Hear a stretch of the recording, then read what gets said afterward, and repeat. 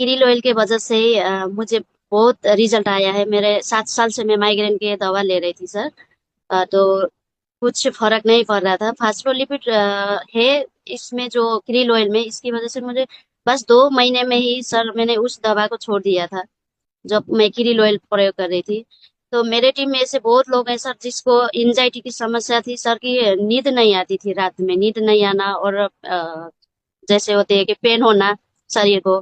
तो मैं हर चीज में ये सलाह देती हूँ सर, क्रील ऑयल की वजह से, क्योंकि ये 70% ऑब्जर्व जल्दी होता है, और प्रोडक्ट को भी साथ में लेके ये जल्दी रिजल्ट देती है सर। क्रील ऑयल बहुत बढ़िया रिजल्ट है सर, टीम में भी और खुद को मैं भी। और मेरी मम्मी जी को भी यूज किया था सर, कि उनको पैरालाइसिस था।